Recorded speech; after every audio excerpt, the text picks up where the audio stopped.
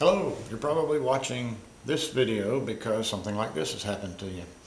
Broken igloo cooler hinge. Happens all the time. These plastic ones do not last. Well, that happened to me. I looked for better alternatives, and I think I have one, and I wanted to share it with others, so I started selling them on eBay. But this is what the alternative is. It's a fire hose, a used fire hose, cut and hole punched to the shape of a hinge. So let's talk about your choices. You've had this break on you. You can get more plastic ones. They will wear out over time. You can get the more expensive ones that have a solid hinge pin through the middle, stainless. They can come with either plastic wings or stainless wings. They're about the same cost. Or you can try this option. So let's talk about how they break and why I think this option is best. The hinges will break in a few ways. One is to pull apart. If you drag a cooler around by the lid with it full of ice, beverages, water, that's a lot of force on it. They can pull apart. They can break from repetitive bending, continually bending from opening and closing all the time. They can break from impact with a garage wall or a side of a truck or something as you slide the cooler around. And they can just wear out from time, deterioration in the weather. So before I wanted to offer any of these for sale, I wanted to make sure they were tough. And I built a test rig, actually two test rigs. I'm going to show it to you now. This is a test rig to see how strong it is for the pulling. This is a luggage scale, and this is a hinge mounted between two plates and a bolt at this end that you tighten until the hinge has enough force to break on it, measured by the luggage scale. This luggage scale only goes to 110 pounds, and these fire hose hinges would go past that. So I had to double up the rig here with half of the force on a stationary bolt and the other half on the meter, so that when the meter read 110, I actually had 220 on these, and I could actually see how far they could go. So how well did they do? Well, plastic hinge. If you pull about 80 pounds on one of those plastic hinges, it starts to stretch. You have to continually tighten up on that nut on the end to keep the 80 pounds on it. And after 2 or 3 minutes, it's going to bust in two. Plastic hinge. Fire hose hinge. This one I pulled at 180 pounds on it. It did not break. I left it on there overnight, 10 hours. Came back the next morning. It still had 112 pounds, so it stretched a little, and you can see a little of that stretching over here. But it never did break. You could still use this one. I had not tested these to see how much force it takes to break. I'm guessing they could hold 180 pounds, but I haven't tested them. The other way, the repetitive bending that a hinge can take, I built a rig for that too. That is here. On the back of it is a windshield wiper motor from a 93 Toyota I got out of the junkyard. And the front of it shows how it works. This rotational motion of the motor is transferred to a back and forth motion on the bar, which connects on the other end to, in this case, fire hose hinge or a plastic hinge, and repetitively bends it a little more than 90 degrees like the load on, or the bend on a cooler would be when you open the lid, just past 90 degrees. So how did we do? Bending on a plastic hinge lasted 26 hours and 20 minutes and broke apart. Bending on a fire hose hinge, 102 hours, and never even showed any sign of wear. This is where the wear would start, on the back side of the hinge where it's bent.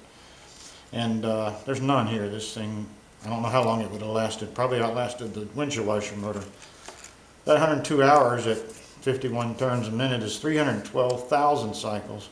That would be like opening the cooler once every hour, 24 hours a day for 35 years. Definitely bending. Yeah, I don't think you have to worry about wearing out one of these hinges. What other ways? Well, wear and tear, chemicals and such. This isn't scientific, but I stuck one of these in the washer and dryer for 7 cycles, no sign of wear. And this one sat in the pool for almost a month, 3 weeks plus. And the only thing you can tell about it is it got a little bit lighter in color from the chlorine in our pool. So, these hinges, oh, one more method. You might worry about them delaminating. Well, I haven't seen any of that. In fact, I tried to tear them apart. So put a vice grip on the one half of the lamination and some needle nose on the other half, and you can pull quite hard. You can see it doesn't pull apart. You can. I tried sticking a tiny screwdriver in there and separating them. It took some work. Maybe you could separate them with work, but I think they're staying together for a while. Okay, so your options: plastic hinges, Firehose hinges, which I think will outlast them all, certainly outlast the plastics, or the more expensive ones with a solid hinge pin. Cost, eBay, $6-7.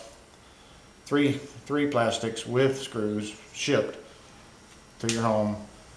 eBay on the ones with either the stainless wings or the plastic wings, but the hard pin in the middle. These are $24 with screws, 3 of them shipped to your home.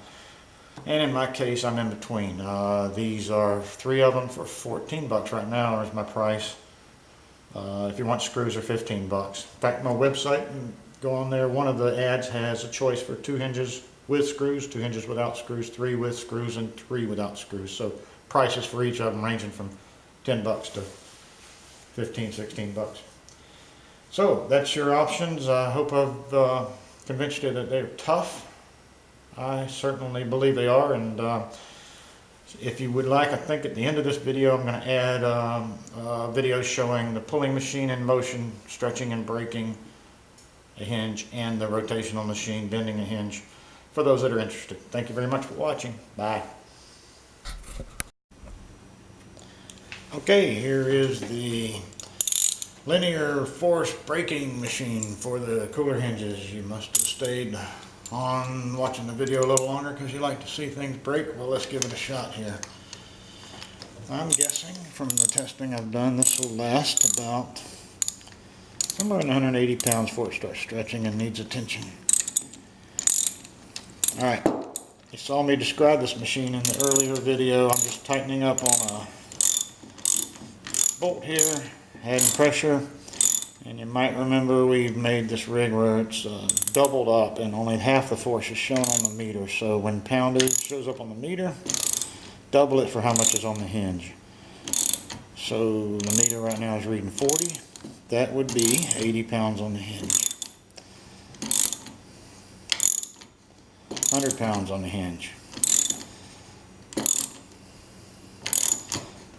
120. Finger out of the way. 140. 150. Stretching. 160. It's gonna go somewhere around 160. It's stretching. 80. Yeah, it's gone.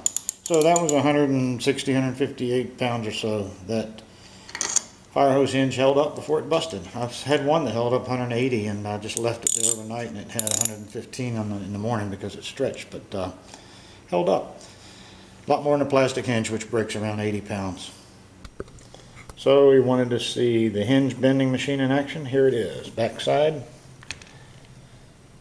Windshield wiper motor 93 Toyota Corolla, came out of a junkyard.